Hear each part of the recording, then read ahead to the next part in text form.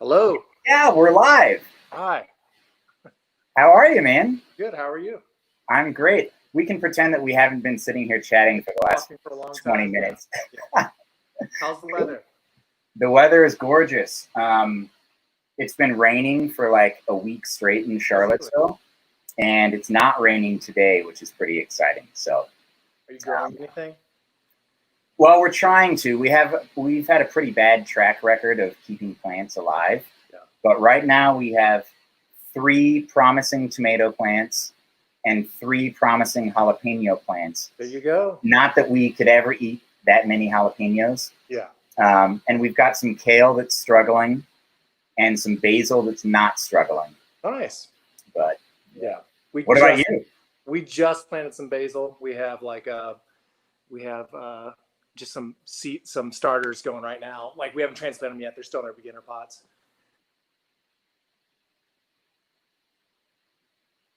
Oh, I can't hear you all of a sudden, Danny.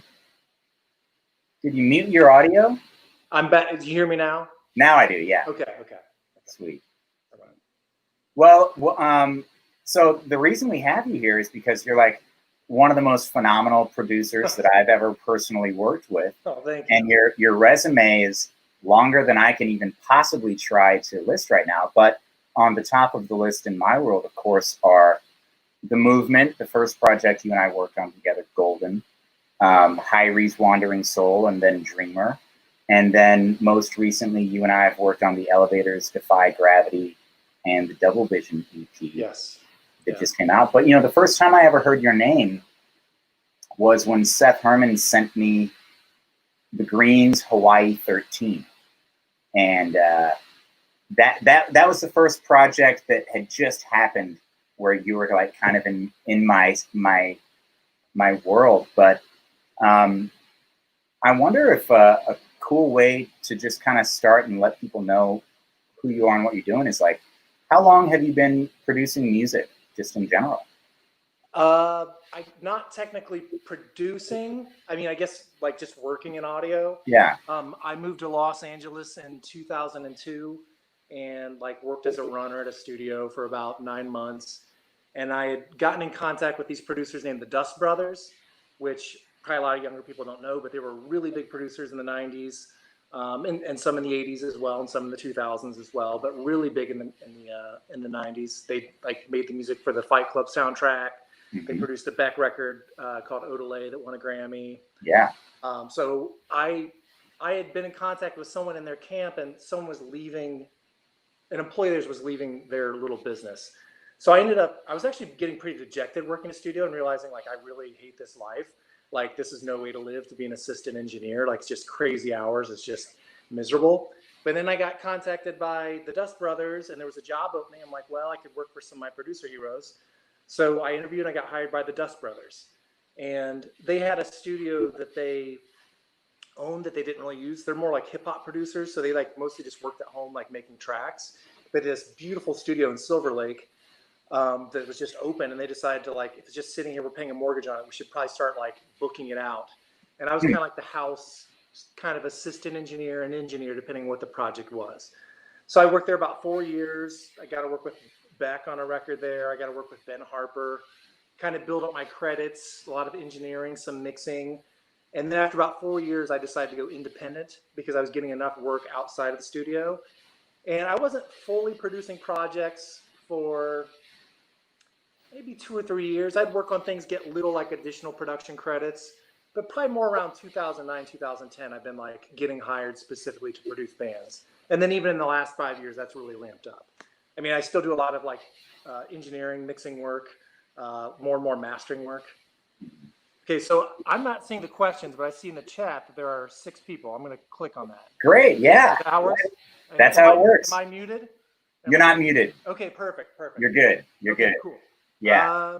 So there's a couple of people still chiming in. We've got 15 people watching right now. Oh, wow. I just realized I can see that there's 8 from YouTube and 7 from Facebook. I didn't know I could do that before.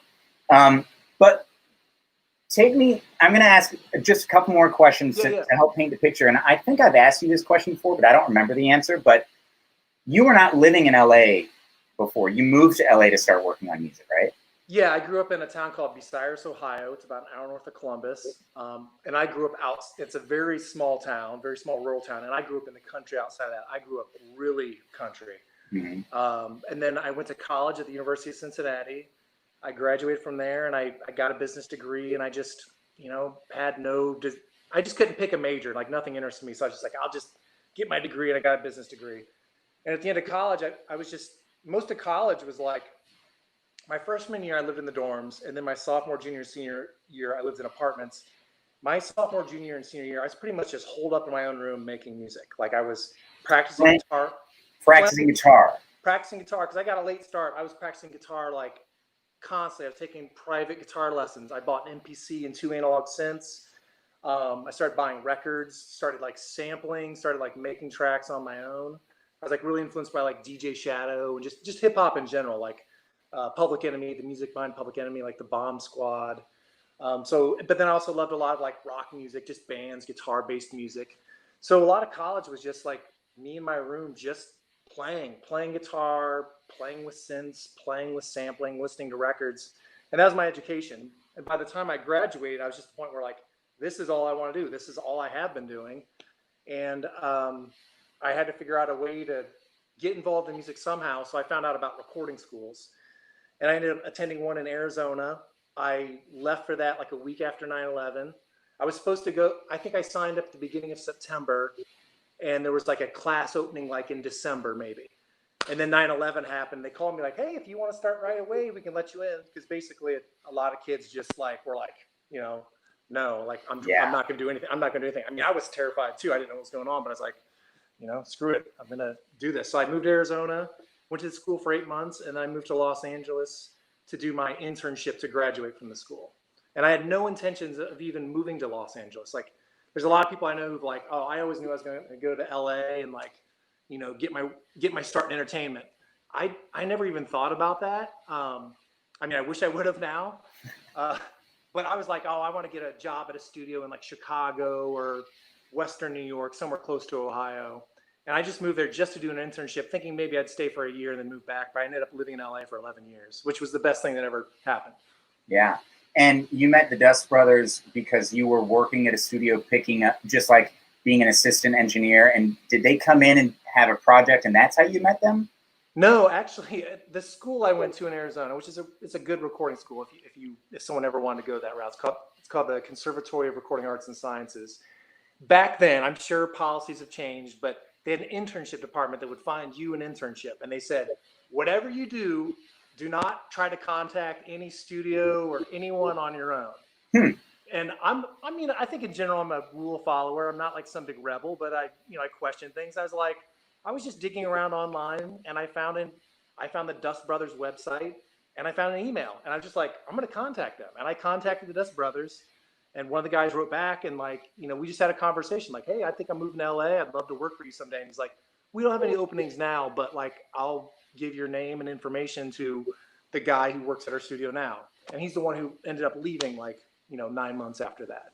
So, I just kind of took a chance and contacted someone, reached out, which I tell people that all the time now. I was just talking to a girl yesterday who's going to UCLA who wants to get into production. And it's so easy to reach out and connect with people now, like even your favorite artist, like sometimes you can just reach out to your favorite artist on Instagram and have a conversation. Or if you're looking at working in a recording studio, you can contact recording studios. It's amazing. Yeah. So you broke the rule of the internship. Yeah. And it turned out to be like a really smart move. I mean, that just put me on a path that's like determined my entire life. I mean, I guess every decision is that, but this in particular, had I not done that, I mean, I don't know what I'd be doing. Yeah. Wow. I'd probably be making more money. Wow. Yeah. I mean, they say don't get in the music business to make the money. Yeah. Right? Yeah. Yeah. Cool. Right. So well, I'm going to try to scan some of these comments. Yeah. So I'm gonna get out of here and let you have fun. I see a couple. There's a cool question from Bob Nilsson here saying, Hook said to ask about the time the power went out at White Star. So I'm going to remove myself and put that on the screen and let you take it away. Thanks, Reed. Hey, Bob. Hook said to ask you about the time the power went out at the White Star Studios during the Golden Session.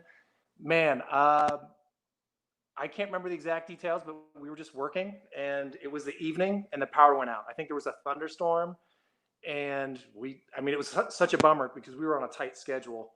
We had a lot to do, but there's literally nothing we could do. So we just ended up going out and sitting in lawn chairs and pitch black. The studio White Star is rural Virginia. You have to go on like dirt stone roads to get there. It is really, really, really country. There's like practically no light pollution. And it was just a beautiful, magical night. We're just sitting out in complete pitch black. The only thing there was, you could see the stars really well. And I just remember having some really, great conversations.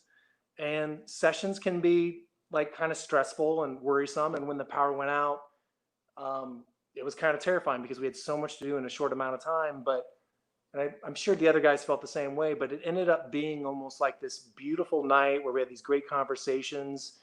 And it kind of, I don't know, it somehow helped the session, like taking a forced break. Sometimes you just need to stop and walk away from things. Yeah, that was a beautiful night. Adam Gross, how often is a song that you think is going to be the one on an album, the one that ends up being the one? Can you give specific examples? Almost never. I got to think about that. It's hard to think of when it actually happens as opposed to the exact opposite, like songs that you work on that you think are just the most mind-blowing, beautiful works of art, and you expect something really big to happen with them, and they don't. That happens to me constantly. Well, I'd have to say right now that Let It All Out, I don't want to say it's like a massive hit, but for the Elevators, that song's incredible. I don't want to say it was my favorite because I really love the EP that just came out, but like that one seemed the one that could be maybe the most accessible. And I know it's doing really well right now. The video came out today, everyone, if you haven't seen it. So it does not happen very much that the one that I think is going to be the one is the one. Maybe I'll think of an example later, but right now, like I said, it's usually the opposite. Colin Murray, what's up, Manny? Virginia represent. I'm a bit biased, but love your work with Upbeat Nature. All the background sounds and vocals you incorporate are incredible. Truly headphone music. Thank you. Appreciate it. Tim Egan, Danny, your work in the reggae scene is incredible. 2 questions. How do you approach each artist to help them bring out their best in the studio? And what was it like working with Beck? I'll just say simply, working with Beck was amazing. I was 24 when I think I started working on that project. I had my birthday in the middle of it, so I turned 25, and he was like my hero in high school. He's a hero of mine. And like I somehow ended up getting to work with one of my heroes, and I was in a smallish control room with him for like almost 7 months, day in and day out, just packed in there. And it was like hard work. It wasn't always like necessarily fun. It was a grind, but he's a kind, funny person who's insanely talented. I love him. How do you approach each artist to help them bring out their best in the studio? Every artist is unique. Every situation is different. I think a lot of it just has to do with being a good listener, listening to people, reading a room, having empathy. I think actually like a big part of being a producer is having empathy. And I don't know if that's something you can teach. You can either have it or you don't, but I think empathy and listening go hand in hand, reading people's emotions. Bring out their best in the studio. That's really it. It's just, you have to customize how you work with every artist completely. Every situation is completely different, just like the music is completely different. Like Of Good Nature's been mentioned, the movement's been mentioned. I've mentioned the Elevators. None of those artists sound anything alike, and none of them are anything alike. They're all really cool people, though, but it's just a completely different process every time.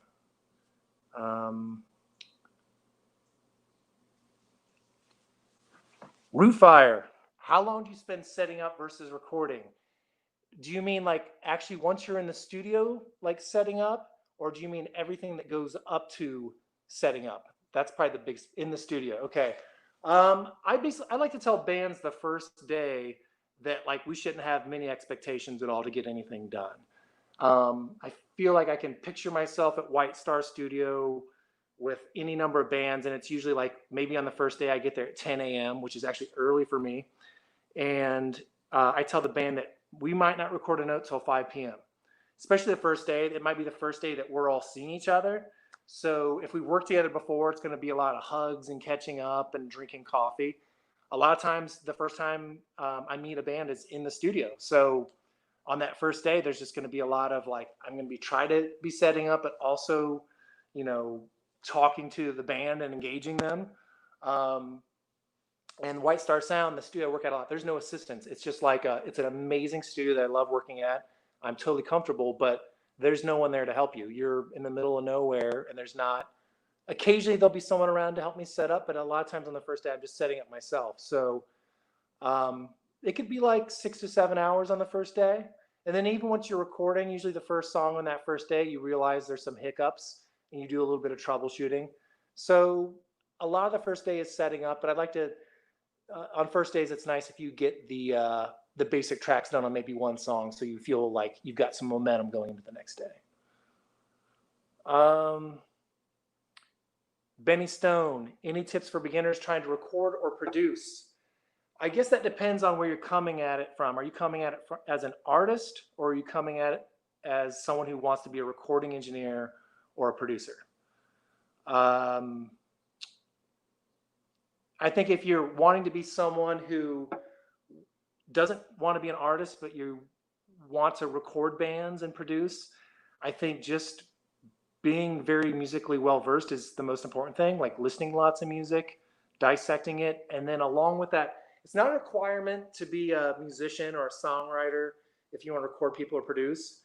But kind of back to the empathy thing, I think if you play an instrument or if you don't, learning one helps you so much with understanding bands and where they're coming from and the pressure.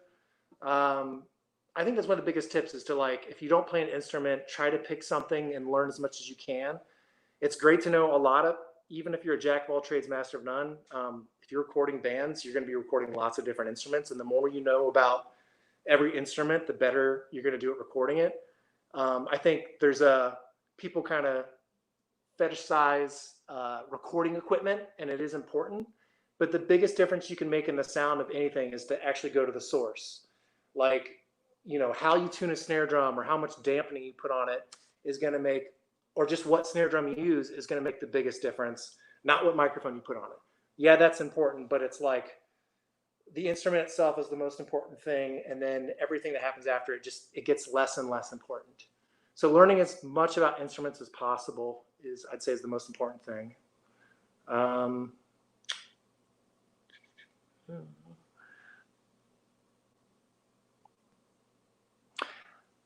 Rootfire, what are some of your favorite moments in the whole process? Are there any specific things that you always look forward to in a project, whether it's producing, mixing, mastering, or other? Yeah, there's a lot of high points. One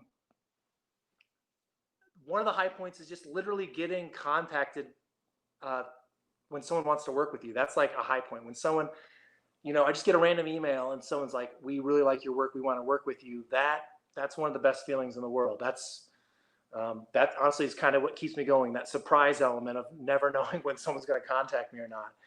In the actual process, I guess we should talk about the process first, and everyone's got a different process. But for me, like working with, say, a band that's known for like playing live, because there's lots of different situations. You know, there's hip hop artists, there's, you know, solo acoustic singer-songwriter types. But if you're talking about like a band that plays together, and we're going to go in the studio and record kind of as a band, there'll be lots of assembly line factory doing one thing at a time as well. But the core of it is recording them as a band, or at least making the illusion that they're recording as a band together. The process for me is pre-production, then recording, then editing, kind of arranging, then mixing, and then at the very end mastering, which is very important, but it's kind of a small step that doesn't take much time. I love pre-production in the process. That's like when the band sends me demos. It could just be iPhone recordings of one person in the band playing acoustic guitar and singing. It lets me hear a song like at its core what the song is. And pre-production, there's a lot of back and forth. They send me demos, I send them the notes back. Like, oh, I love this song. I'm not sure if it's in the right key for your singing voice. What if you did a half step higher? I love this song, but the tempo feels a little too slow. What if you played it 2 beats per minute faster? This song is great, but it could use a bridge. Maybe try writing a bridge. This song is great, but maybe the quadruple chorus at the end you have only needs to be a double chorus. Or the opposite. Maybe you just have a single chorus at the end, and maybe I recommend doing a double chorus. To me, like, that's almost always a long distance process, the pre-production. But I almost feel like that's the step where the record is made the most. I feel like it's the most important step. It's really just like coming up with the game plan. Then recording is execution. It's super important. There's a million things I could say about it, but yeah, I don't know. It's where the performances come into play, but I have faith in almost everyone I work with. There's going to be great performances, and we always get them, so I don't worry about that. After we're done recording, I do a lot of editing at home, and I enjoy that. It's a time for me to like just sit with the music by myself and really digest it. I often make the analogy that it's very similar to like making movies. I don't make movies, but I've read a lot about it. You know, your favorite movie, they may have like recorded it, filmed it in 2 or 3 months, maybe 4 months, 5 months, I don't know. But say they filmed it in 2 months, they might spend 9 months to a year editing it after the fact, finding the best takes. And I definitely don't like things to sound overly processed unless that's the intention. Talking about live bands again, I want to sound very natural, but still there's a lot of after the fact work to be done. And that's just kind of me alone in my basement listening to the music, listening to different takes. I enjoy that a lot.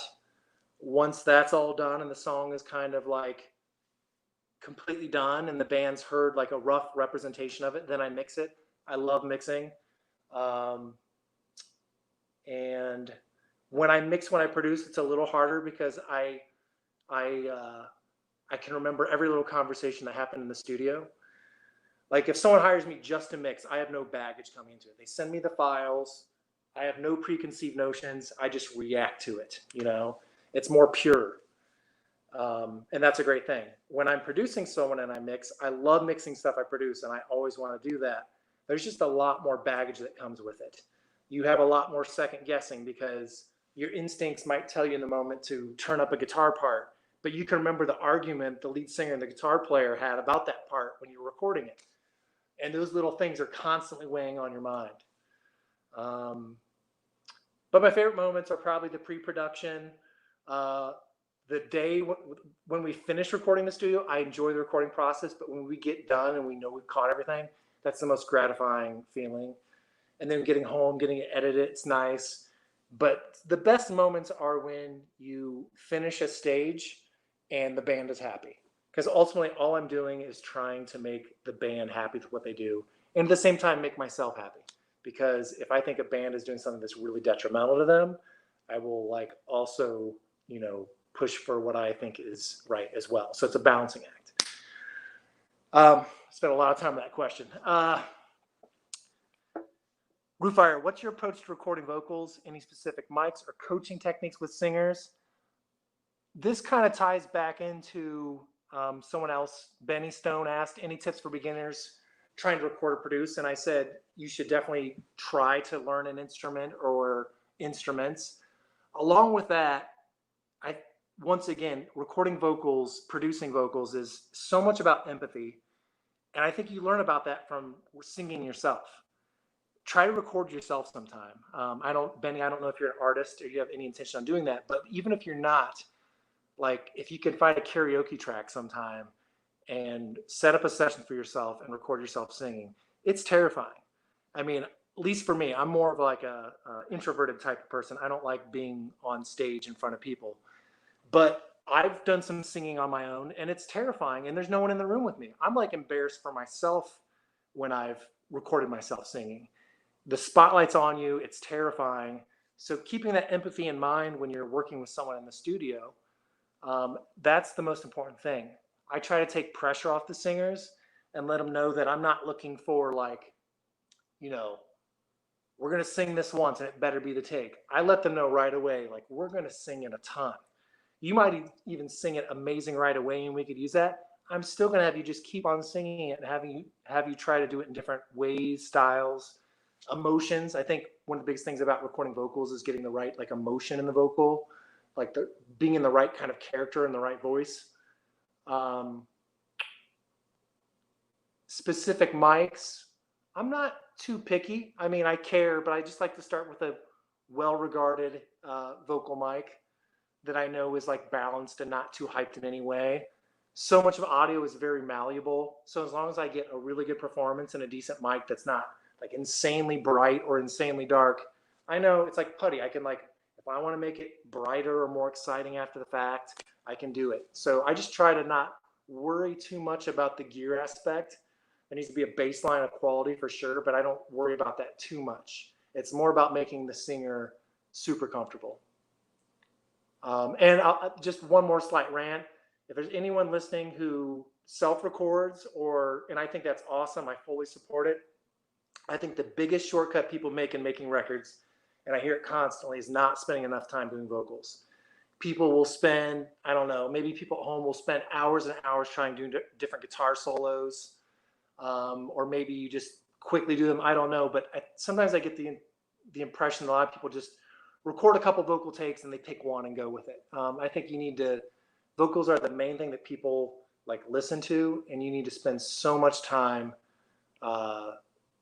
just getting perfect vocals.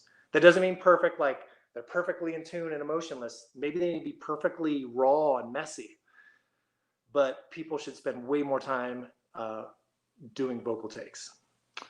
Brendan Clemente, hey. Thanks for saying that, man. It took me about 60 takes to get some vocals right this morning. That's awesome. And I'll say this, I heard your last single. Props to you and Johnny Cosmic. I can tell you guys put in the effort because that single's awesome. Everyone should check him out. I love that song. Very well done. And I'm happy to hear you're doing that. And I can tell you're doing that. L-Dub, singing and brave. I'm guessing that's a typo. Singing is brave. If that's what you're saying, absolutely, singing is the bravest thing, man. There's nothing more. And I'm not even an artist who's getting on stage doing it. I just can't even imagine doing that. It is the bravest thing. Speaking of brave, Elovaters. Hey, what's up, guys? Congrats on the video today. Tim, I've noticed from some of my favorite bands that what I consider their best work is paired with the same producer. What do you think about a producer being an unofficial member of a band? Honestly, if other people say that, that's cool. But I really I think a big part of my production is trying not to be that guy who's trying to inject himself into the band. That's a good thing to bring up, because I think it's really important that you're like checking your ego at the door and not trying to make it about you. And no matter what, that's going to come into play because people hire you to make their album as good as it can be. So you've got to have confidence in your instincts. That's important. But at the same time, it's all about the band. And because ultimately, it's their record. People are going to see their name on the front of it. Your name might be buried in some credits somewhere, but most stuff is online now, so there's not really any credits. I think if you're really trying to inject yourself into being an unofficial member of the band or touting that, it's just not a good look. And I think that would probably turn people off more. If it happens naturally and the band says it, if the Beatles are saying, yeah, George Martin was like an unofficial member of the band, that's cool. But if George Martin, like as soon as he got done making a Beatles record, was going around doing that, that would have been not cool. Let's see what else. L-Dub, Danny, what do you love about music? I mean, if you're listening to this, you love music, and that's hard to say. I guess it would say it's ineffable. Ironically, I don't know. What do I love about music? It's escape. You don't feel pain. To me, honestly, it's like a drug. I think part of the reason I'm able to produce records is that I've got weird listening habits. Like I've always been someone who gets really obsessed with a song. It seems to happen like every couple months there's a new song, and I will listen to that like crazy. Like it's a drug. Like I have to have it. I have to hear it over and over and over. It doesn't mean I'm not listening to other music, but I mean, from a very young age, that was just like, I'd have a tape of something and I would just wear it down. I'm all about like loving songs. There's honestly not a ton of full records that I can like listen to all the way through. Like I just want to hear the songs I love. So what I love about it, it's like some kind of healthy drug that I have to have, and if I don't, I go through withdrawal. It makes me feel good when I take it, and it makes me feel bad if I go too long without it. Let's see what else.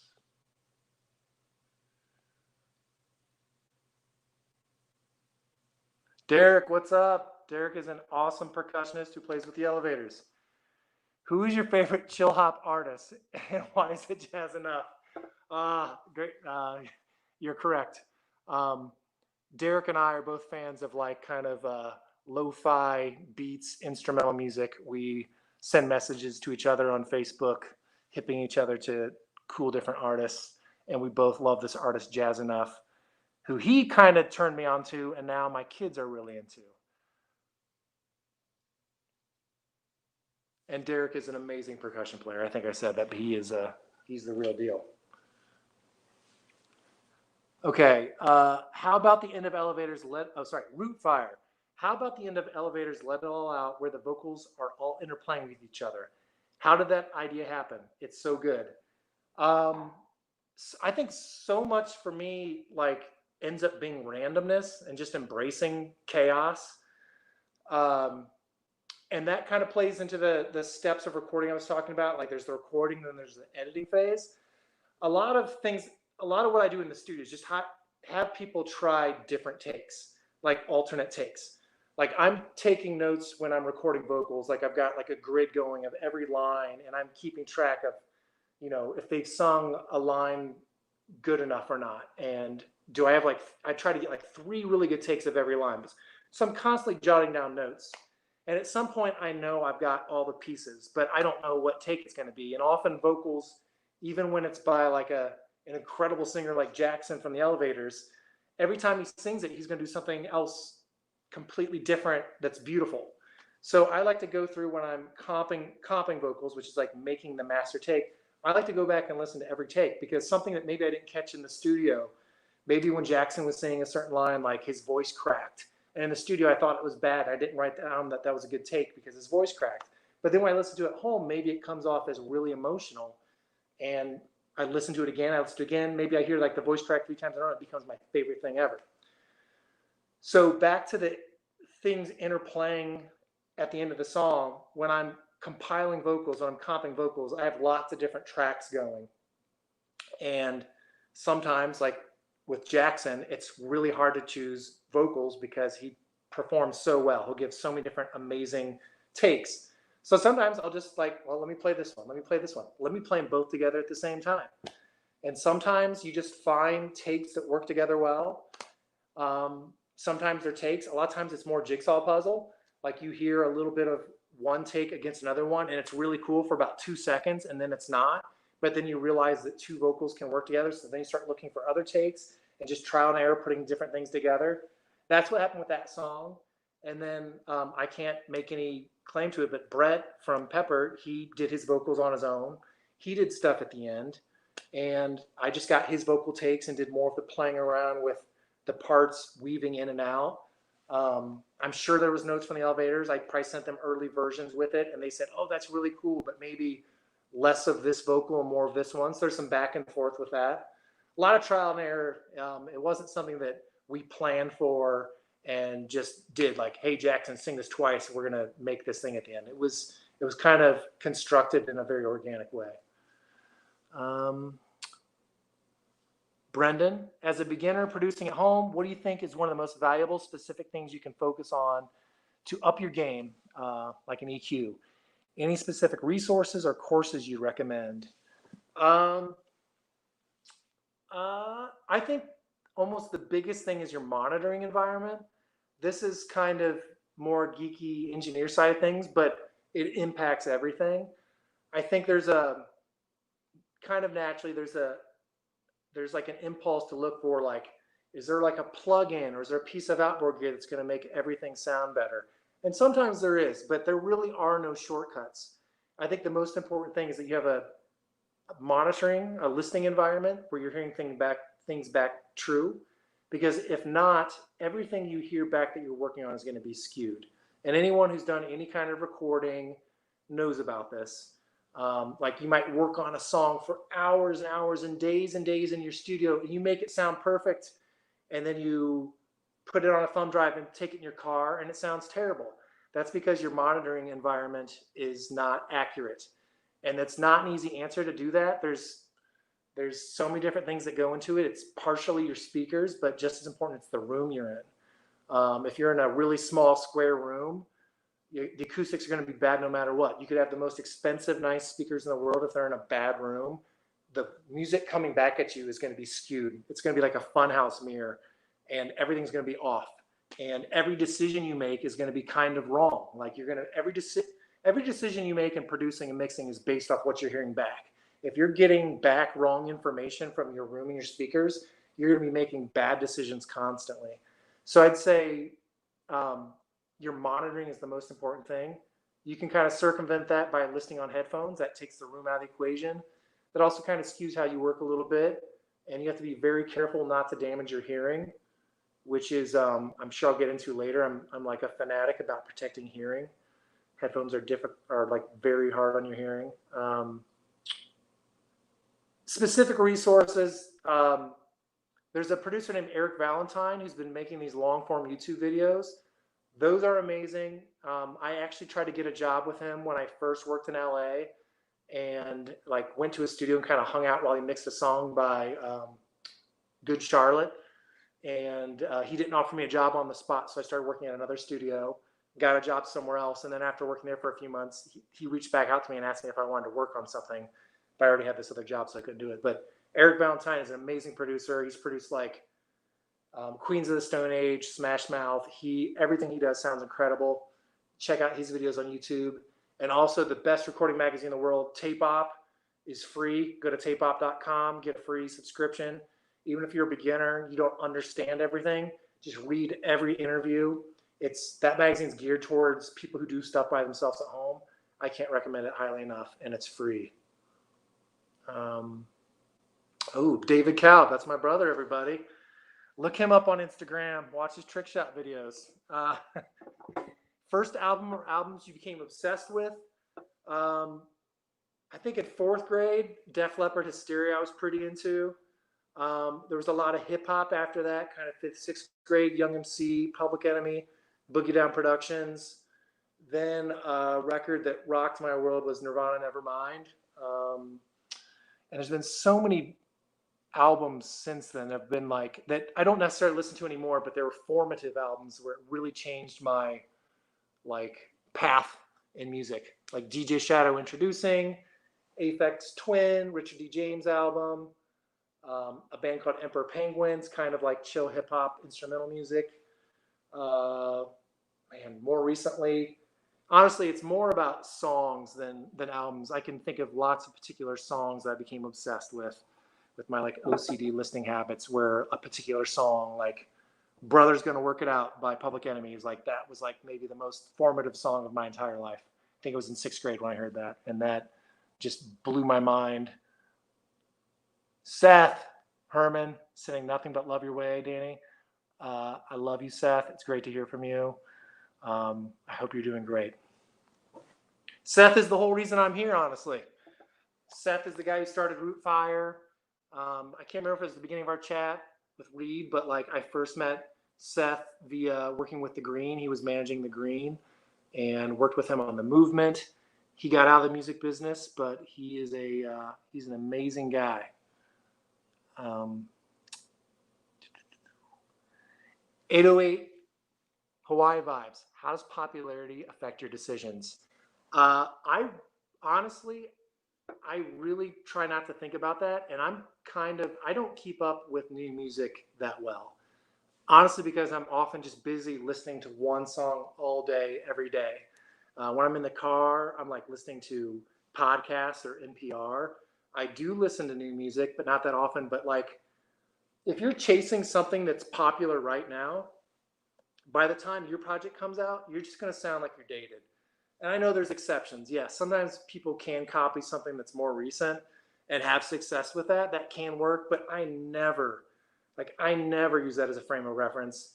That kind of goes against my ethos. I kind of think it's lame where like you go in the studio with someone and there's a hit out right then and they're like, all right, let's do that. I think it'd be way cooler if you pick a hit from like 20 or 30 years ago that no one's talking about anymore and maybe get something specific from it. But I don't know. I like music that's is trying to be like as original as possible. And I don't like that. And thankfully, I don't think any of the bands I work with are ever doing that. That I'm never asked that. Like, hey, you know, I can't even think of a, you know, can we do what Drake's doing now? You know, that's not relevant. But I don't think anyone I've worked with has like asked me anything like that. Brendan, back to that.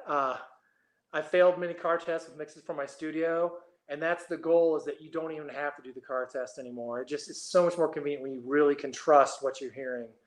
And it's hard. It's not an exact science getting your listening situation right. But if you can eliminate the car or eliminate the need for it, like maybe you still check it out in the car as a reference, but if you can make your studio like your car, that's the way to do it.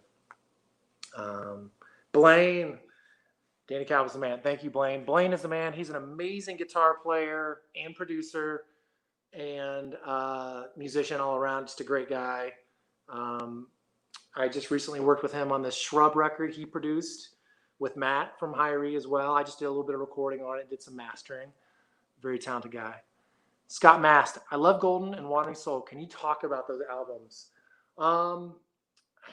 It's so hard to, it's such a broad thing. I would love to. If you and I were at a coffee shop, I'd talk your ear off about it, but I don't even know where to begin with those. I love everyone in the movement, and I love everyone in Hiree. They're awesome people, awesome musicians, awesome songwriters. Yeah. Be Real needing a hot dog right about now. Matthew Goodwin. Matt, if no one knows, Matt is an incredible person, insanely good musician, one of the best multi-instrumentalists I've ever worked with, incredible producer, incredible engineer. Danny, want to know your take on this. When I'm recording my music, I always find myself potentially overcooking a tune. Any advice on knowing when you've gone too far or when to quit? Matt, I'm sure you can relate to this.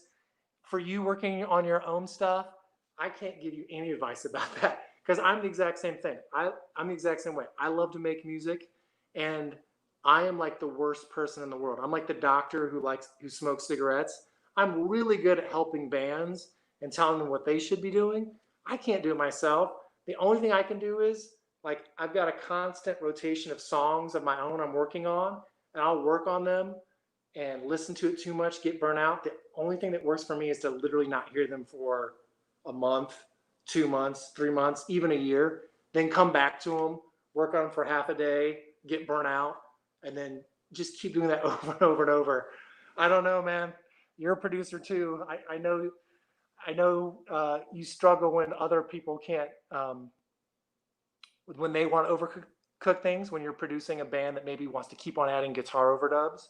It's tough to know when to stop, but as producers, like we know when it's overcooked. It's almost impossible to do it, to know when you're working on yourself. And that's exactly why people hire producers. That's why people hire us, is because we can tell them when to stop overcooking it. Hunter Wilson. Hey, what's up, man? Hunter is the drummer, and he's producing the latest record by Third Coast Roots. I'm currently mixing a song for them. It's really good. Hunter is an awesome drummer and producer. Let's see what else.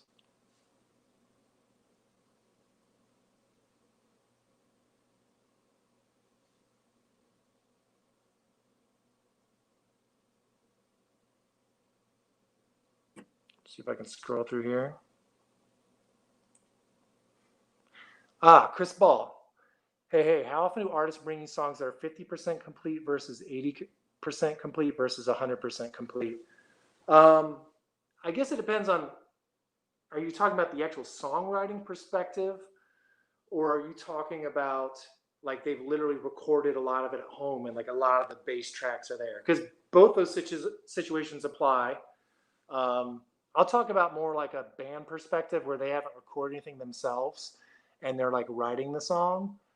Um, all those situations apply 50, 80, 100%. And usually those three numbers like happen on the same record. Like if I'm working with um, a band and I'm producing an EP of say 6 songs, there might be 2 songs that are 100% complete, 2 songs that are 80% complete, 2 songs are 50% complete. A lot of times it comes down to lyrics, which lyrics from a songwriting perspective are literally half of a song.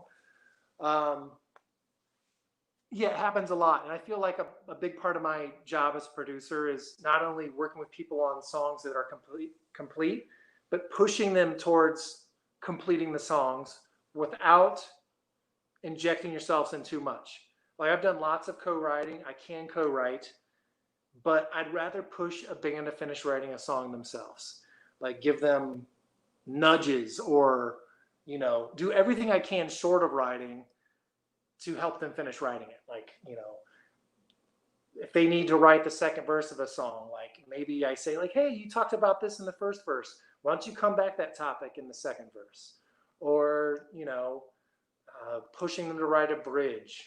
I don't know. It also happens though with tracks as well. I work in lots of different situations. Sometimes people make music at home. Right now I'm just finishing co-producing a song with the Hip Abduction.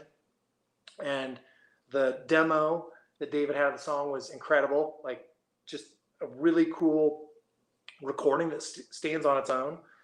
And we ended up using the acoustic guitar that was in it. I think some of the drums. I ended up using some of the vocals he did in his demo.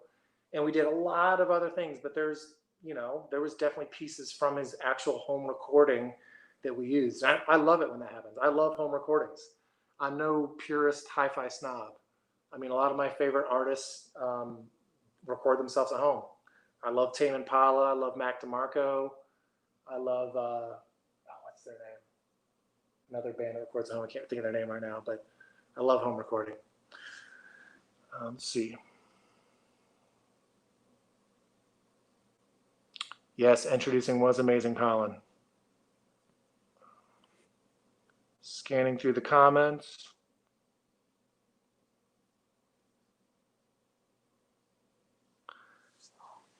Tim Egan, I hope I'm saying your name right. Do you always feel like what gets released is the best possible version, or do you sometimes hear the released version and notice things you would have liked to do differently? I would say the answer is both. Both those things are really true. Like I don't stop working on something until I am 100% satisfied. I spend a lot of time on things, and if I'm not happy, if something's bothering me, I will not stop working on it. Like I care about the artist being happy, but if something's bothering me, maybe that's ego on my own part. Like I know my name is attached to something, and I'm kind of a perfectionist. I'm like, I want every single song I work on to be the most perfect version of that song that it could be. And I'm not going to stop working on that song until it reaches that. At the same time, I'm a flawed human being, and being a producer or a mixer or anything in audio, the biggest thing you fight is your own perspective and having distance from things. And when you work on something very long, you can lose perspective. And maybe it turns out amazing and everyone loves it and they're happy. And when I decide I'm done, I think that in the moment that this is the best it could possibly be. Inevitably, if I listen to it 3 months later, I will always hear something I want to change. I will say that the things I always want to change are really minute details that bother me. Like picayune things like sibilance in vocals, like that S the singer just sang. I can't believe I let an S get by that loud. It's more like very specific mixing things, I think, more than anything. I don't think I ever feel like bad about musically or the actual production in general or like the structure of the song. Like I blew it with like, how could I let this artist get away with such a bad arrangement? Like I can't believe, we only did a double chorus at the end. I don't think I ever have regrets about arrangement or structure or real core song structure. It's almost always little tiny details that maybe only I hear. But those details add up, and those things are important.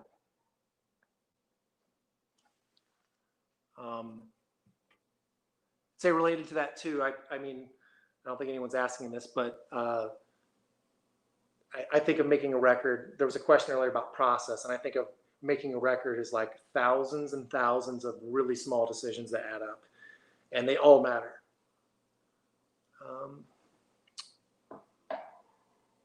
Scott Mast, okay, can you speak to all the rhythms in dance hall? I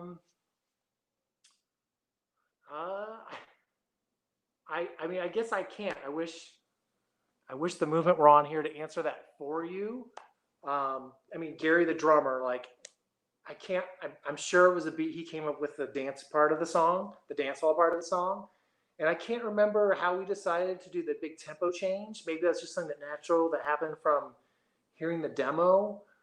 I don't know. That just kind of speaks to Golden. Like I talked with Reed about this recently. Like Golden just seems like this like foggy, beautiful dream that just kind of came together magically. When I go to the studio with bands, like I like to know, like I like to have a game plan. I like to know what songs we're going to be doing, and I like to be very familiar with them. I like to have notes. I like to know the key of every song, the tempo, ideally all the lyrics to the songs. I give lyric writers wiggle room on that, but I generally like to know that the lyrics are written. I like to be prepared. It's terrifying going in a studio when you know the songs aren't quite ready yet. Golden was probably the least ready myself and a band have been going in a studio. I think we went in with the intent of recording 9 songs, and I can't. Some of the details are vague, but there weren't many demos. There was maybe like 4 songs I knew about and scraps of other songs, and like it was terrifying going into it, but almost right away we got into a flow, and it just magically came together. I don't know if I'm looking back with rose-colored glasses, but I truly remember getting at ease about halfway through the record, like just surprised at how well it was all coming together. And I attribute a lot of that to Josh, just because Josh is such a great songwriter and he can come up with great parts so quickly. And also he's a curmudgeon who acts like, well, at least when I work with him, he's a curmudgeon, like, oh, I don't have anything good. And then you hear some music, he's like, I think I got some lyrics for that. And then he'd go away for an hour and he'd come back and he'd have like a full set of like mind-blowingly good lyrics. And he was just kind of downplaying his, like the quality of the things he had. Toy Piano and Melody of a Broken Heart. I think if I'm thinking of the right thing, I think that was a little Casio. I actually have the exact piano downstairs. It wasn't mine, but we were working in a studio in San Diego. And the studio owner, Roy, had this toy Casio piano from when he was a kid. That was like a favorite toy of his, and he had it in the studio. And Chris, the saxophone player and amazing musician, he's an amazing multi-instrumentalist and a producer and an engineer as well. He played that melody on there. And that was just a really beautiful thing in the studio when that happened. And it was really cool to see Roy, the studio owner of Rarefied Studio. It really made his day because that was like a special toy from his childhood. That was like a formative musical instrument for him. And it got used as a really emotional song about children and childhood. Yeah. Yes. And DJ Shadow is awesome.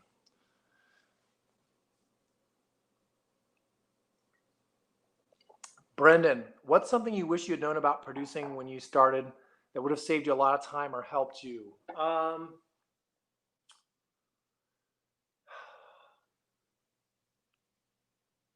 don't know if there's any one particular, like, one thing I can point to. I can probably point to a lot of really small things.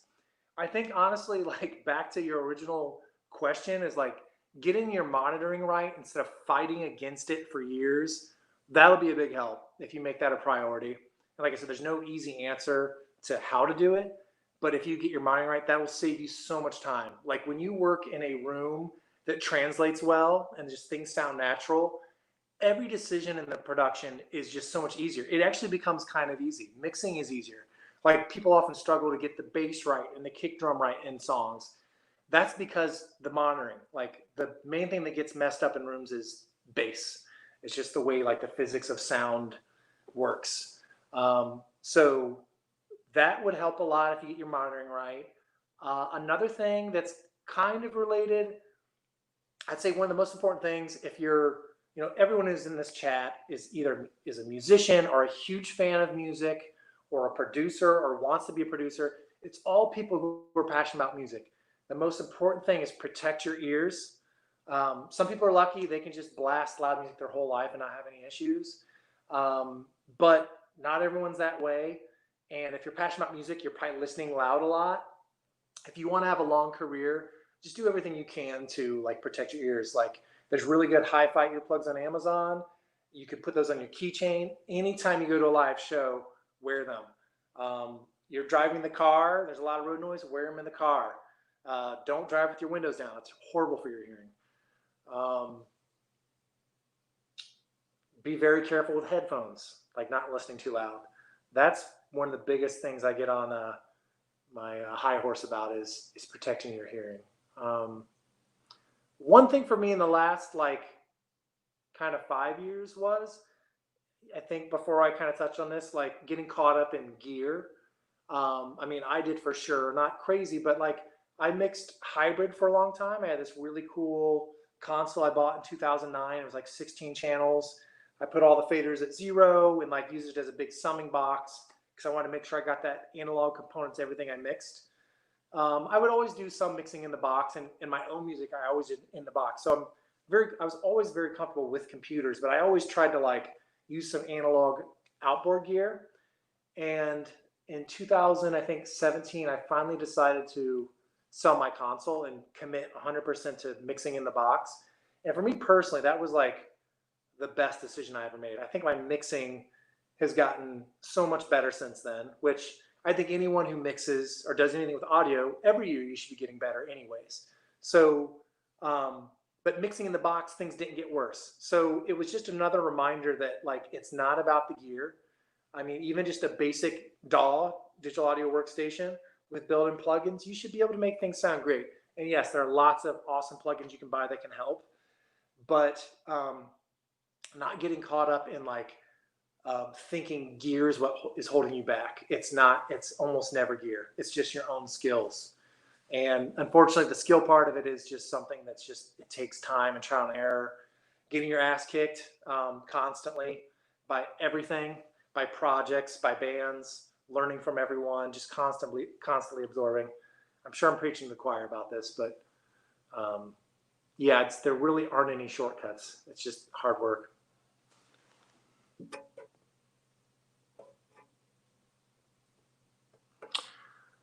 The Magic Man 182, how does one become a producer? What were your first few albums? How do you get to working with the movement? How does one become a producer? That's a really long question. Maybe I'll come back to that, but there's so many different ways and it's tough. I'll focus on the how do you get to working with the movement, because there's a very clear path that happened. I ended up working with them. I think early on in the conversation, I talked about how I worked at a studio in Los Angeles called The Boat that was owned by these producers, the Dust Brothers. As I worked there, like more and more people like requested me to be the engineer at the studio when the projects came in. And kind of through making people happy and people referring me for gigs, I ended up making a double record with Ben Harper called Both Sides of the Gun. And that was a great experience. I got to co-write a song with Ben as well on that record. That was one of the most magical experiences of my life, working on that record. That started a long relationship with Ben. I worked on like 4 more records with him, and then a bunch of like one-off singles, collaborations he did with other people, co-produced some of his records. But when I started working with him, he had one manager. In the middle of working with him, like on maybe the 3rd record, he switched to Red Light Management. I don't know if he's with them anymore, but his kind of manager was a guy named Patrick Jordan, who's a super sweet guy, still works at Red Light, one of my favorite people. And he recommended me to mix a Cass Haley record to Easy Star Records. Before that, I didn't really have like a background in working on reggae at all. I'd worked on one song with Ben that was like a reggae for a reggae compilation. But I don't have a hardcore background in reggae at all. I mean, I can say it straight up. I've listened to reggae. I've worked on tons of reggae, but I didn't grow up listening to reggae. And I've definitely like listened to some Bob Marley. Definitely listened to a lot of King Tubby. But like reggae is not like my the core of my musical foundation by any stretch. Um, but this Patrick Jordan, this manager at Red Light, recommended me to mix a Cass Haley record for Easy Star. That went really well. And that was a cool record too, because there's reggae, but Cass is like an eclectic artist who has lots of different styles. There's like almost like a lot of jazz in that as well.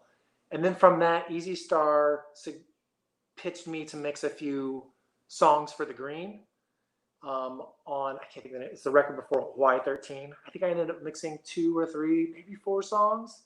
And that was a great experience, and they were really happy.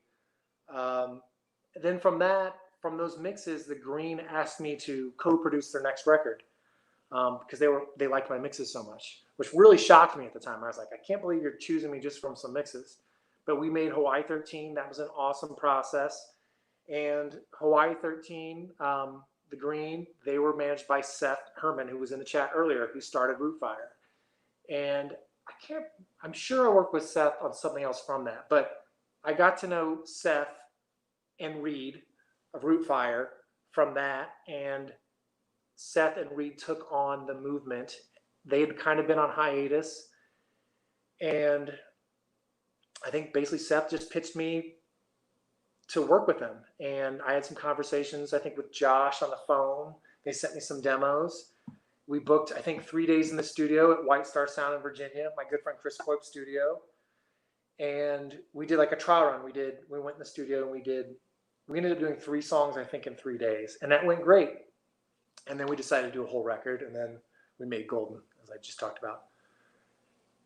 Yes, getting your ass kicked is everything. And how does one become a producer? Time to that. I think, honestly, getting your ass kicked is becoming a producer is just like endurance.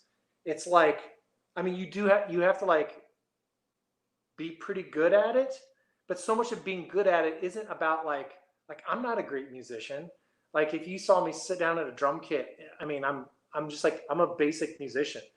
It's more about like a good producer is a good listener, has empathy, is good at like getting groups to work together. I think back to like being in school and you had group projects. Maybe they were like really stressful. Maybe you hated that. You know, maybe there's 5 people trying to write a huge book report together. Like that's kind of what like, it's more fun than that. But being a producer is kind of like that. It's like you're getting, you know, bands to like work together. And obviously they're a band, they work together all the time. But sometimes if there's strong feelings in the studio, like people want to do different things. It's like it's a band of 4 people. It's like a really difficult 4-way marriage, 4-way open relationship. And it's hard to get to people to agree on things. And your job is to like put it all together. So it's so much about people skills. So getting your ass kicked, it's endurance. It's painful producing records. I don't think many people start off as a producer. They often start off working in a studio, maybe as an assistant engineer or as an engineer, but you're going to fail over and over and over.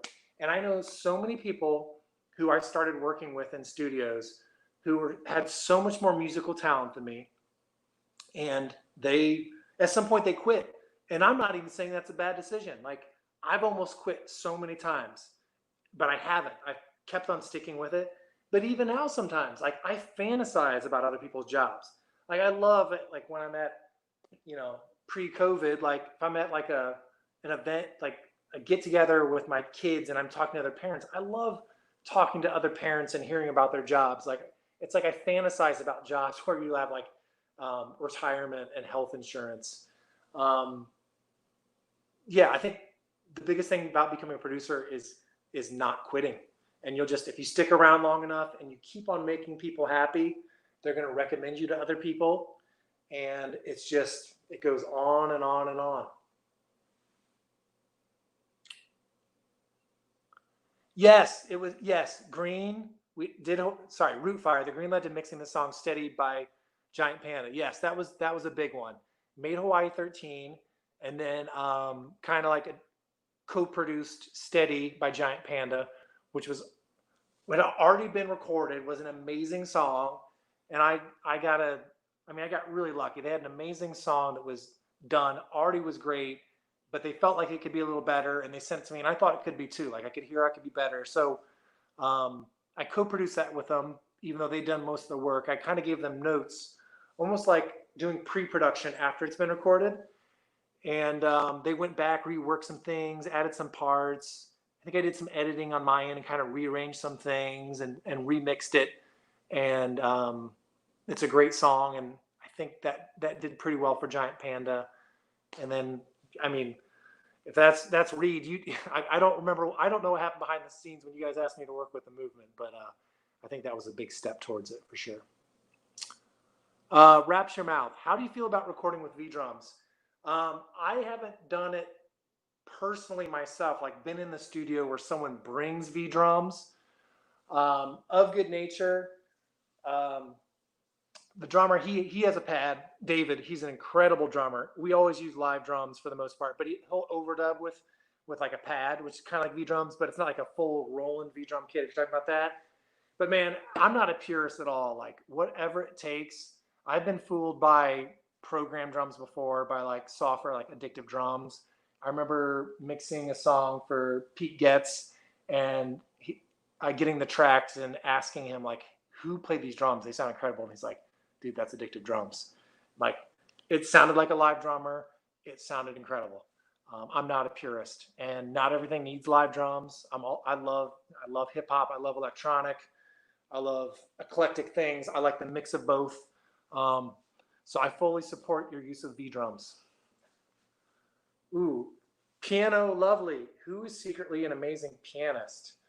I don't know if he's secret. I mean, Brad from The Green is an incredible pianist. If you listen to the song Chocolates and Roses, you can hear him playing. Matt Goodwin is an incredible pianist.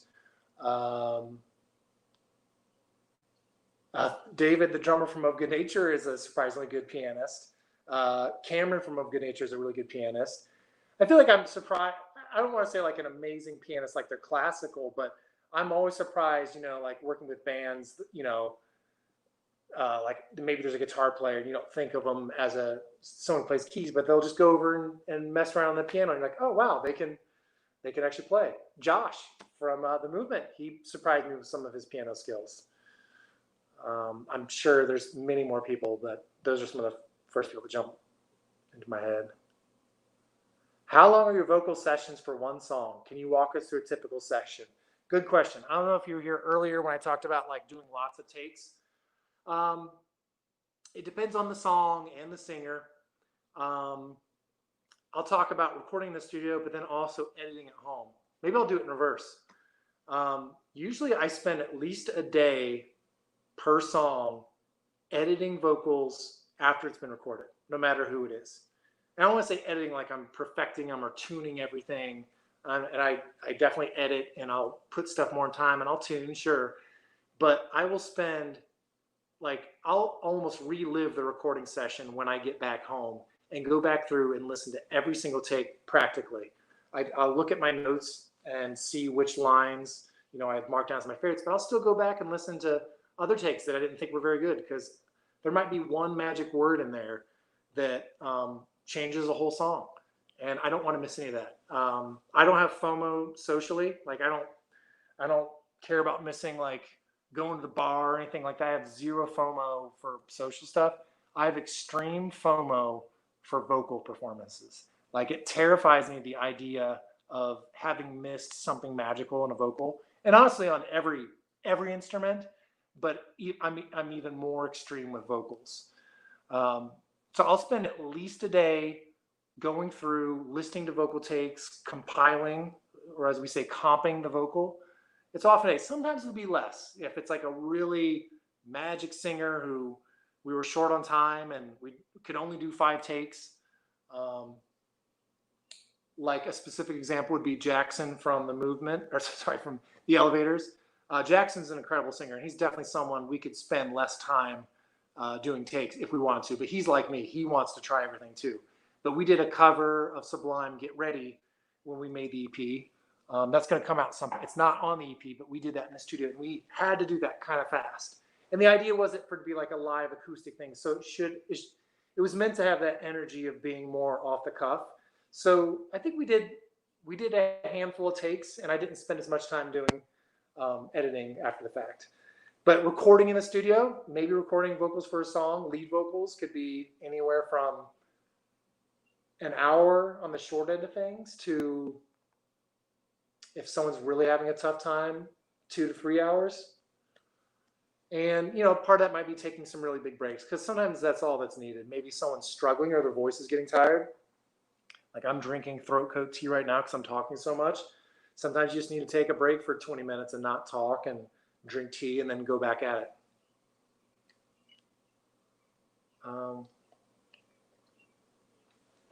Rootfire, you recorded in a ton of different studios all over the country. What does a great studio feel like to you? Specific room layout, specific aesthetic, anything else? There's a lot of things. Some are technical. Well, I guess one of the first things is like cost, because that plays into everything. And if you're feeling the pressure of the studio's really expensive, like that affects the vibe. It makes things uptight. And if it's like, and I want studios to make money, and I want people to like keep booking big, expensive studios. I love working big, expensive studios. But for me, one thing I really like is I like working in high quality studios that aren't expensive. And there's usually something that comes with that. There's a reason it's not expensive.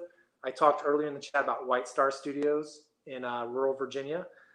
That's where a lot of the projects I've done with Rootfire, Elovaters, The Movement, Of Good Nature, even did a vocal with Hyrie there. Lots of different projects have been done there. It's an amazing studio, incredible gear, as high quality as anywhere, very reasonable price. And but you're on your own. There's no assistant, there's no runner, there's no one helping you, and you're in the middle of the country, in the middle of nowhere. Like if you need food, there's not a runner there to go get it. You got to drive to the country Walmart and get yourself some food and then cook it. That's why it's like it doesn't cost as much.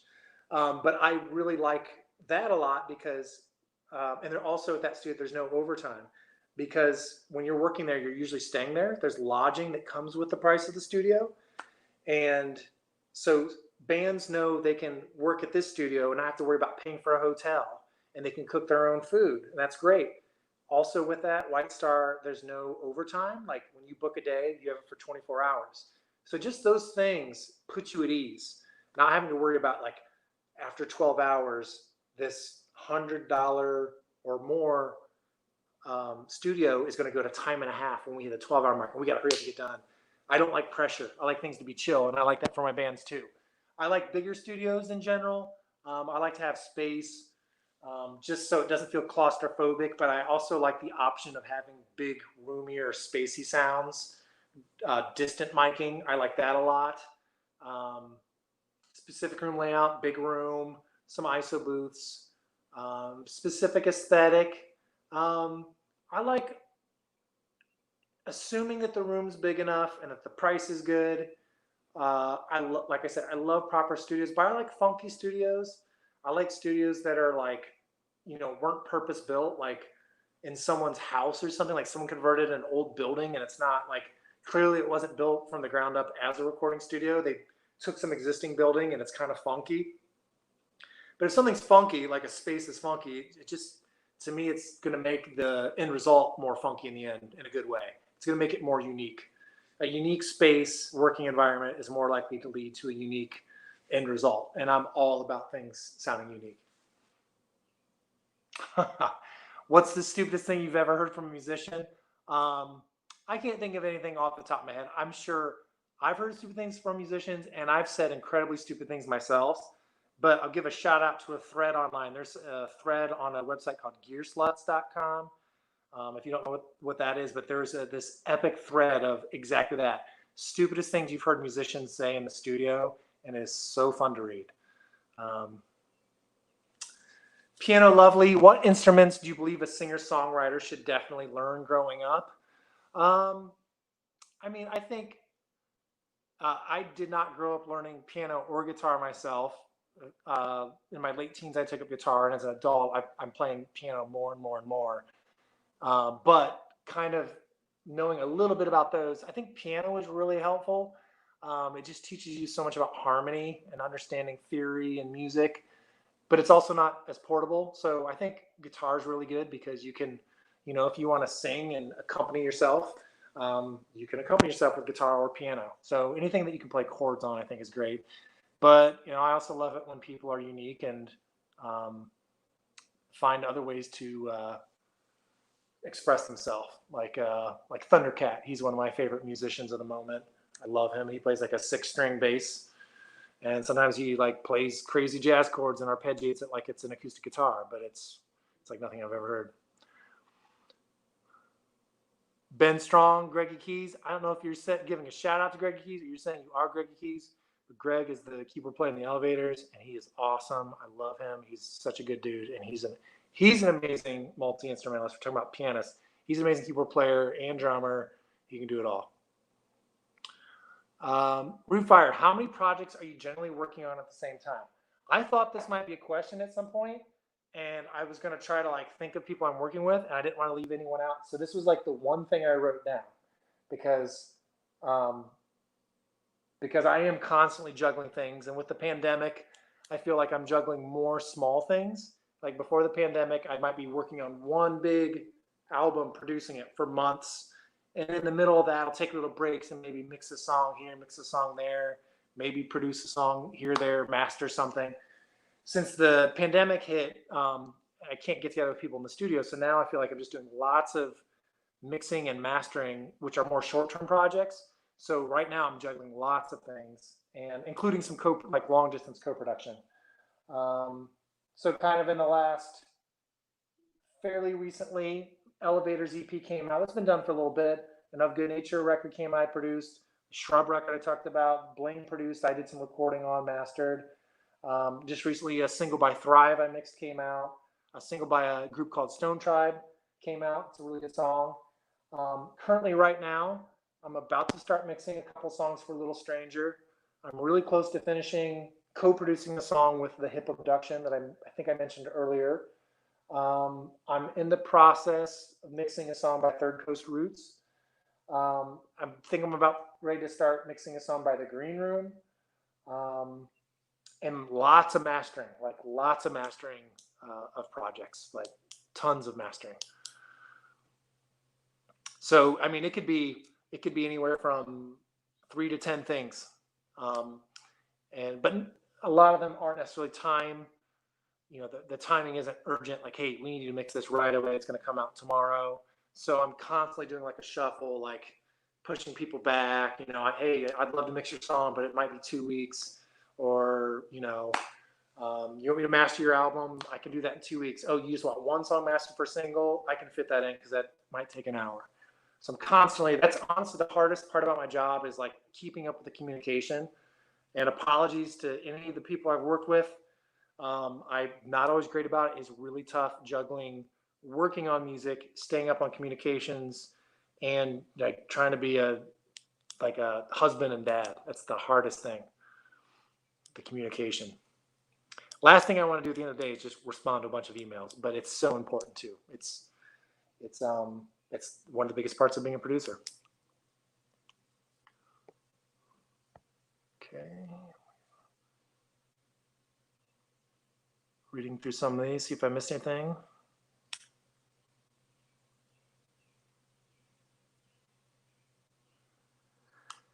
Yeah, that's where managers come in handy. That is true. And I have a manager, Adam Katz, Next Wave Management. He's awesome. I've been with him since I think 2006. I love him. He helps so much. Without him, I'd truly go insane. He does take care of things behind the scenes. At the same time, there's so much that as a producer, like no matter what, even if you have a manager helping you, like you have to be the one. Like I've thought about that a lot, actually. You can't be like communicating through your manager when it comes to a project. Like when you're communicating with a band about like, rough mixes, like you send them a rough mix after you got done editing a song and they're like, oh, we love how it sounds, but I'm not sure about this guitar part you put in. And is that the right bass take? And the vocals are great, but do we need another, should you pick a different take for the bridge? I've got to respond to all of that. I can't be like, talk to my manager, which then would just create more of a mess for me because he'd have to call me anyways and talk to me, and then he'd just relay the message. So managers are awesome, but they can't take care of all your communication.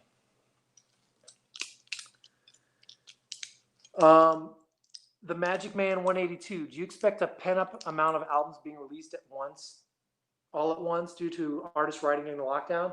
I hope so. And I mean, I'm just me. I can't speak for everyone, but like I do feel like everyone is working.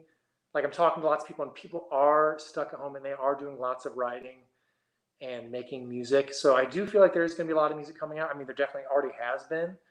I think that's like maybe one positive thing to come out of all this is maybe people realizing how important music is to their sanity, and artists having like forced time where they are kind of forced to write because they can't tour, which I know, like if you're on the road touring a lot of the year to make money, which is necessary, sometimes it's hard to write on the road. So at least artists and bands are having more of a chance to stock up on their songs.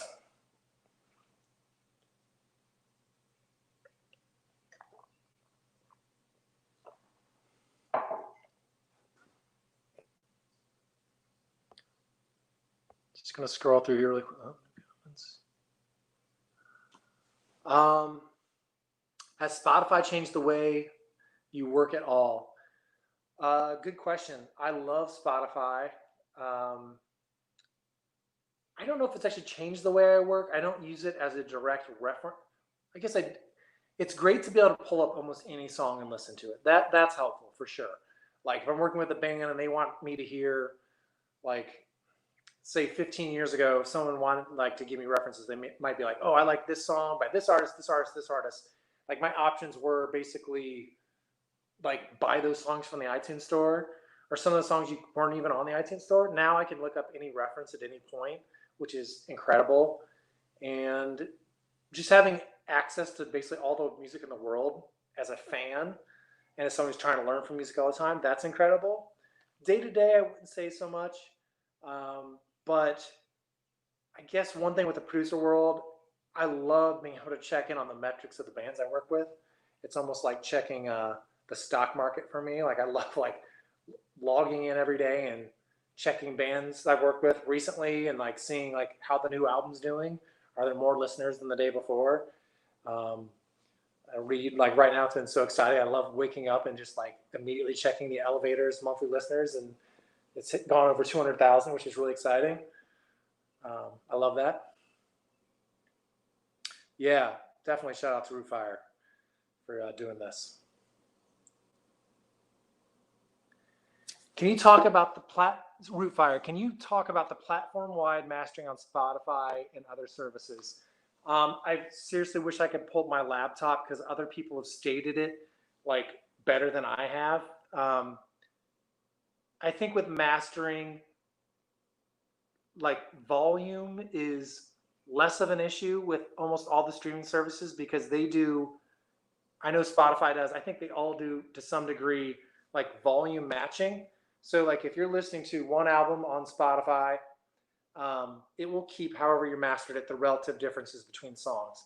But as soon as you put songs in playlists, it does an algorithm where it tries to match the volume of every song. So kind of in the early 2000s, that was a big thing to just slam songs and make them as loud as possible because, if someone's making a mix CD, you want your song to be louder than someone else's because from like a psychological standpoint, if a song is a little bit louder than another one, people will generally on first instinct think it sounds better. Like, oh man, like the bass is hitting harder and the treble's brighter and the mid-range. It's like, well, no, it's just literally a little bit louder. So all those frequencies are louder. I think the streaming services do a good job of volume matching, but at the same time, I've seen almost like an opposite reaction where people are like, you don't need to worry about like mastering for volume at all because streaming is going to even it out. And then people will make these really quiet masters. That's really like not a good approach either. I think I think it's good to be able to reference the raw masters of other artists and reference them that are appropriate for your genre. Before COVID, I mean, the last few years, I've been going to my local library and just checking out CDs like mad, and then ripping them because CD like basically hold audio files that are 44.1 sample rate, 16-bit WAV files. That's what a master is. So if you get a CD and take those audio files off, that is literally like what the mastering engineer made. You can like, there's software you can put on your computer where, like in my Pro Tools session when I'm working or mastering or mixing, I can like load in those WAV files and instantly A/B what I'm working on against those. And it's really interesting to compare modern release music and see like what it was like before it hit the streaming services. And it's also surprising to hear still there's like some, I wouldn't have thought it, but there's some incredibly loud masters for some artists that sound great. There's some that sound bad. I think the main thing with mastering is just make it sound good and timeless, because the other thing about Spotify is those algorithms will change. And if you're trying to master for an algorithm now, they will change it at some point. And in 2 years, they might be doing a whole different approach. So all you can worry about is making it sound as good to you as possible. That's appropriate for the genre.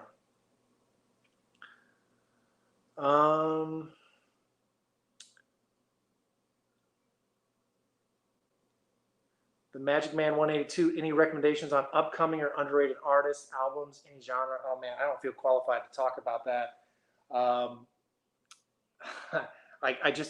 I gave a list earlier of people I'm working with. I just want to promote everyone I'm working with at the time, because everything I work on I feel really good about. And as far as outside of stuff I work on, there's stuff I like, but I'm not the most up-to-date person. There's a lot of instrumental hip hop I like. I don't know. I really can't help you there. I can give you a list of artists I like. Elovaters. Check out the Elovaters' new single today. Let It All Out. The music video. You can peep that. Little Stranger's amazing. Going to be mixing some songs for them. They're really good. Two bands that aren't reggae at all that have records coming out in the next 6 months, but not much else out. A band called Casa Doom and Family Video. I'm really proud of those projects. Melodos music. What was it like working on Beck's Wero? Favorite memory or memories from those sessions? Man,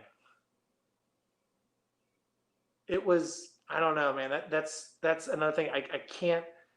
I said this to someone else. If like you and I were sitting down having a coffee or a beer, I could talk your ear off about it. But it's such a big thing for me that it's like I can't even begin talking about it. It was amazing, and while it was happening, I was fully aware, like pinching myself, is this real? But it was also pretty stressful too, honestly, and it stressed me out. It made me feel pretty anxious. I was aware of the gravity of it, and just sometimes it was just kind of awkward working on it. Favorite memory or memories from those sessions?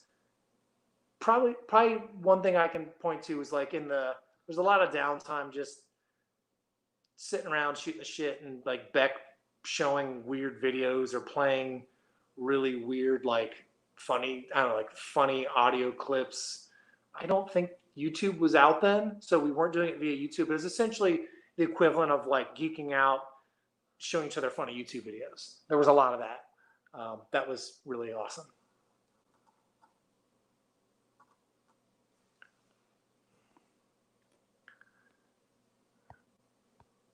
And you were right, Reed. This is kind of fun, and the time is flying. Any other questions? I'm going to scan through here.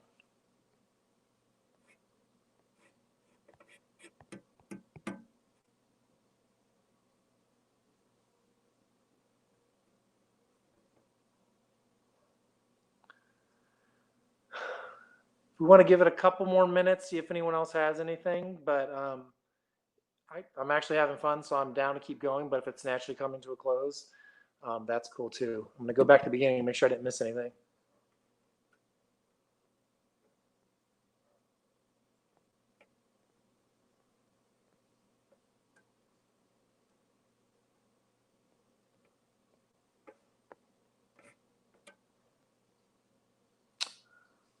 When's the last time you played an instrument for yourself? Rootfire? That's every single day. I haven't even been looking at the video myself, but so my studio is right below me in the basement. I'm not going to take you on a tour down there because it's a mess, and there's lots of instruments down there. But this is like kind of like our music room in our house. And drop the. Am I still here?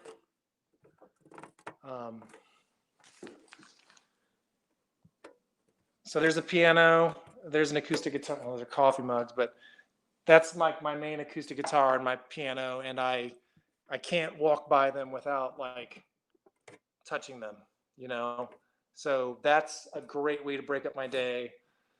I'm working on a song, feeling myself starting to lose perspective. I'll just come up and just noodle, and on guitar or piano, and I'll go through phases. Like there might be 1 month where it's more piano than guitar, and then there might be more guitar than piano, but that's a constant thing for me. And also part of producing. I mean, I'm especially in the pre-production phase of working on an album. I'm constantly playing my guitar. Like when someone sends me demos, if I'm hired to produce someone, they send me demos. Sometimes even before I'm hired, when they send me demos to check out, one of the first things that I'm doing is I'm picking up my electric guitar and I'm just learning the song. Like, I mean, I'll listen to it and take it all in without trying to analyze it. But then after a couple listens, I'll be like, oh, what's the chord progression they're doing? And I'll like figure out the chord progression. And I'm using my instruments a lot when I'm producing, for sure. Sometimes I'm coming up with parts, not that much. I try not to, like I say, I don't want to inject myself in too much and just start adding things that don't need to be there. I'd rather push someone else to do it. But other situations, like people want you to do that, and they hire you specifically to do that, to add things. So I'll definitely play a lot. Ben Strong, what's the coolest thing about knowing or hanging out with so many successful artists, interesting people? I love that question. I've been thinking about that so much lately. Actually, shout out Black Lives Matter. I've been thinking about how, not so much the successful part, but working with interesting people. I've been schooled so much in just working with people from so many different backgrounds. And I've said this multiple times. I think a big part of being a producer is having empathy, and we can always have more empathy. You know, like when we're younger, we think we know everything. I think that's true of everyone. And you live, you know, hopefully you get experience lots of things. You travel, maybe you live different places. But for me, I just keep on working with people from different backgrounds and getting exposed to different perspectives, whether it's like an LGBTQ perspective I never considered, or different, just, you know, lots of different ethnicities where it's like, wow, I didn't realize my privilege or something like that. That's my favorite thing, is that I learn so much from the people I work with. Yeah, and if you're an artist, tend to be interesting people, and they tend to travel a lot. So they've got interesting perspectives, even if they're not necessarily from a different background than my own. They've been exposed to a lot generally. So that's my favorite part, is just like the sitting around talking and learning from people. The successful part, if anything, that would like, I guess successful is relative, but probably the more, I'm not working with like, you know, superstars right now, but I'd say it'd probably be less interesting if I was working with really successful people, because there'd be more, I don't know, maybe less authenticity or something. I don't know. I like working with people on the level that I'm working with. David Kalb, my brother, again. If people knew the chat, I'm going to give him a shout again. Follow David Kalb on Instagram and YouTube. He's like the best trick shot dude in the world. Funniest musician, kind of related to the last thing too. That's one of the best things, when you're working with people with good senses of humor. Like, I love joking around, like, just like, I know there's a term for it, like in war, when people are down in the trenches, like being in the trenches. Like when you're working in a studio with people, you're in the trenches. Like, you are in this insular world. You're like totally cut off from the outside world. I mean, sure, you might call your girlfriend or your family, but when you're like in the studio, it's just so intense. It's like really long days, a bunch of people packed in together. And it can be challenging, but also it can be great because, you know, you can joke around a lot, and there gets to be inside jokes, like any situation, just like bandmates touring in a van. They get their own language, their own jokes, things that no one else, if they heard, thought were funny. You know, someone can say one word that, you know, like coffee, and it could become the biggest in joke ever. I love that stuff. Funniest musician, oh man, there's been a lot. Ooh, we'll have to have a phone call about that later because I got to reminisce on that. Yeah, there's been so many funny musicians. I can't think of a particular one that I want to shout out above anyone else there right now. Magic Man 182, are bands recording in studios these days, or is it still mostly locked down? I think people are still recording in some places. Brendan had asked earlier about learning thing, like best something about like learning more about being a producer, and I recommended this producer Eric Valentine, who makes videos on YouTube. I follow him on social media, and they're opening up their studio in LA. It used to be Stevie Wonder's studio in LA, and he's a major producer, and I know he's taking COVID seriously, and there may be restrictions on how many people can be in there and like masks and everything. But yeah, I think definitely some people are, I know some studios are opening up for sure, and I'm sure there's plenty of studios where people just, you know, never shut down in the first place. But I've been asked to do a couple things that I'd really like to do and would have jumped on before that they would involve flying and like being in a studio with a lot of people. And I've like had to be like, I'm just not comfortable doing that right now. There may be a situation if it was like one occasion I'll work with like one person.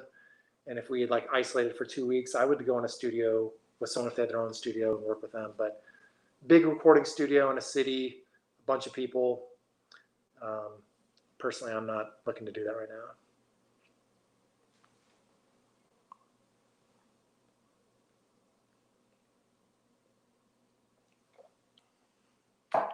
Reed, I'm having fun. I don't want it to end, but maybe it is slowing down.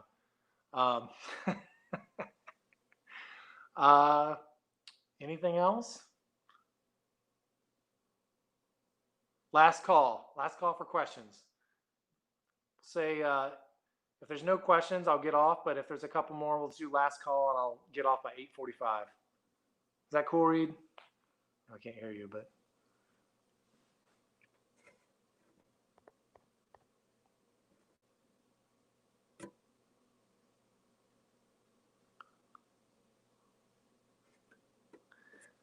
Probably good cutoff time. I feel like I've talked about everything.